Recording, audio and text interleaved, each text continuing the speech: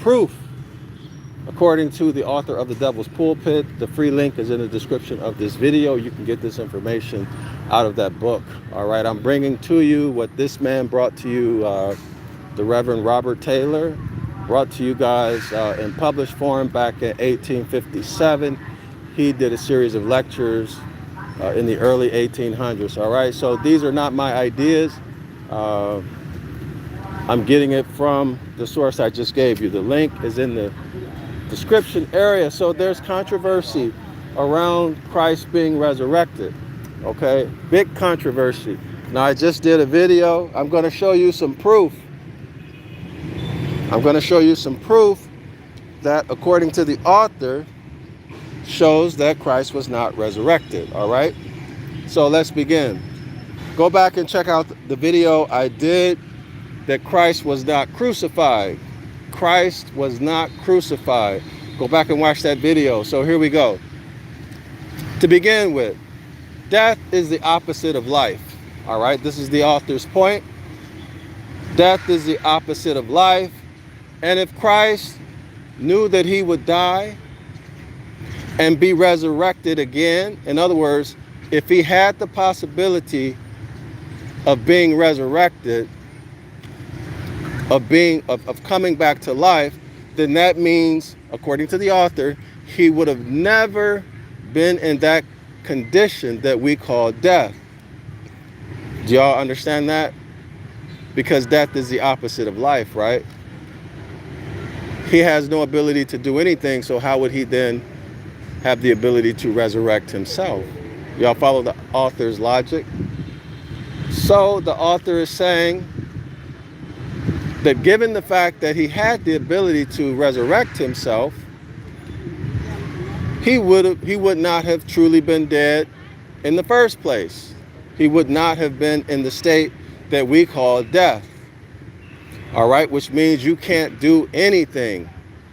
You're not conscious of anything, right? You can't do anything. There's no possibility of you doing anything. That's the author's point. Y'all got that? So then the author talks about how it wasn't necessary for the Christ to suffer. Now, don't think about your doctrine. Let the doctrine go. And by the way, this is not for religious people. All right? But for those of you who are trying to break out of that spell,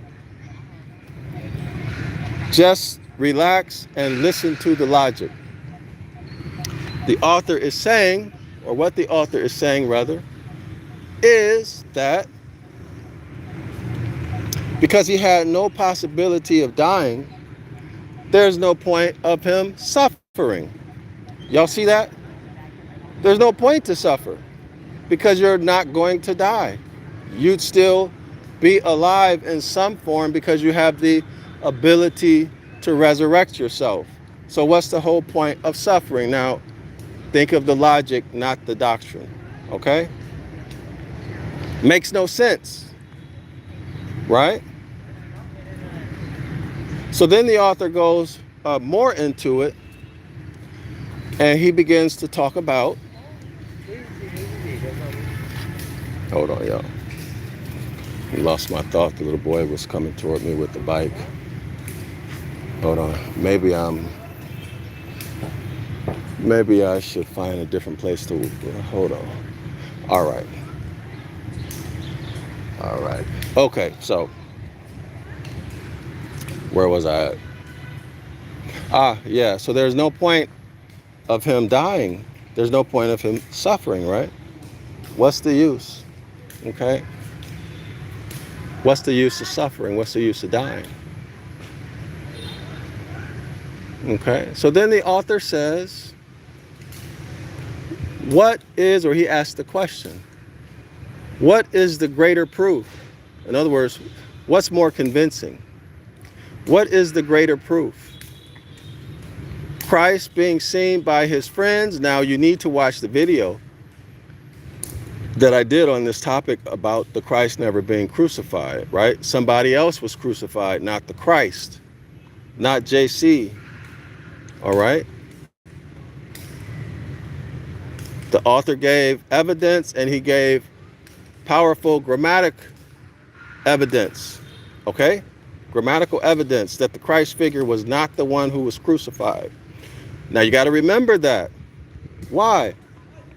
Because his friends saw him a few days later, right? They saw him. They saw him alive. Now, using your common sense, you know that a dead person can't get back up and come to life, right? Everybody knows that, right?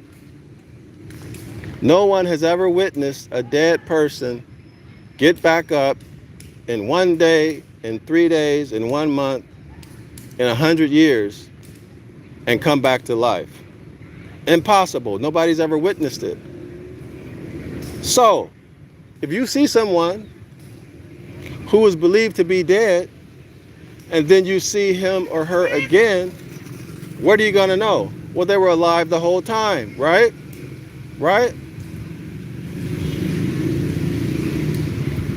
So what the author is saying is that, yes, of course, the Christ figure's friends saw him because he was never crucified. This is why, was it Paul? Paul said that he teaches Christ and him crucified. That's two people, y'all. He teaches Christ and him that was crucified. Okay? Let me repeat that. Christ and him crucified. That's two people. Okay? But you've been taught in religion that Christ and him crucified is one person. Okay, but when you look at the language, Christ and, y'all look up the meaning of and. A-N-D. Look it up and read its function. What is the function of and? What function does it perform? Okay? Christ and him crucified. I hope that's clear as day, y'all. Fits into the story. Pontius Pilate found no evidence against JC. None. So he flogged him. The man who... Actually, I didn't think about this until now. Remember, they put... Well, we were taught JC was put into what? A purple robe and all of this stuff, and a crown of thorns put on his head and all of that stuff, remember? Now, y'all know we're talking about an allegorical story, okay? So he put a robe on. He had a crown of thorns on his head and all of this stuff. So let me ask you, well, let me just make a statement. So the author is saying that the man in that robe or those garments served as a disguise. Those garments served as a disguise. That is to say that no one could see the face of the man in those garments. Let me repeat that. The identity of the man wearing those garments was hidden. The garments were hidden. The garments hid the identity of the man who was wearing them. Y'all got that? So it was actually Simon of Cyrene, the black man, the Negro, whatever y'all want to call him, however they call it in the churches. All right, that bore the cross and was killed, and JC slid out the back door. 3 days later, he appeared to his friends in full life, according to the author. He appeared in full life. Y'all got that? All right. Now that's one piece of evidence supporting the resurrection. JC said, well, yeah, They killed me and I'm back. Here I is. And Thomas didn't believe, right? So he said, let me touch your wound. And so he touched his wounds. And then he believed, right? Okay. Now that's one piece of evidence. Okay. How strong is that evidence relative to the author's next point? According to the author, and you tell me in the comments section if you agree or disagree and why, okay? Would it have been more powerful evidence for JC, the Christ figure, to take himself off of the cross? To take himself off of the cross.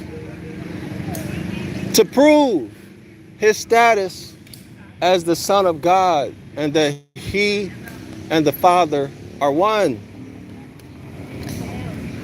Is that, in your opinion, more powerful evidence? You must keep in mind, scholars. You must keep in mind, scholars, that if he died, but he still has the capability or capacity to resurrect himself, then he's really not dead. So, hey, what does it mean? You're not dead. Y'all see that?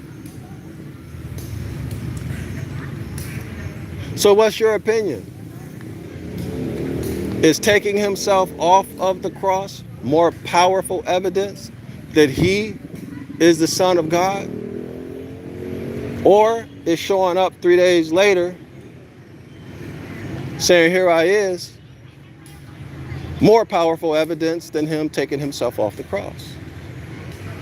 I don't know if this is the first time y'all may have heard this story or any talk like this, but it's something to think about. Use your common sense. All right, use your common sense. Let me know what you think about it in the comments section. I'm Dr. Yasapa. The link to the free PDF is in the discussion area. Anything you want from me is in the description area. Anything that you want to do for me, you can also find links in the description area of this video. Islam to all the Moors, and Shalawama to the entire house of Yasharallah. Get out of religion. Return to the Most High by following his laws, which are at their essence natural law. You cannot go wrong by following natural law. You cannot go wrong by following natural law. What I'm trying to say to you is by acting honorably. That's all you have to do, is to act honorably and reconnect with nature. That means spend time in nature, observing nature. I'm not talking about trees and flowers only. All right, there are animals too. Stop killing animals. Stop killing insects. Show respect for life. Show respect for creation. Learn to respect yourself. Take a bath regularly. Take a shower regularly. Comb your hair. Shave. Keep yourself clean. Stop lying. Tell the truth.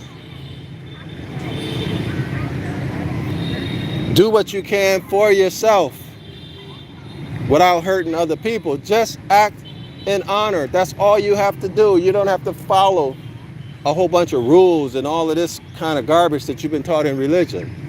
All right? That's what got you messed up in the first place. All right? So break that spell. Get out of religion. Break the God spell. Break the God spell, okay?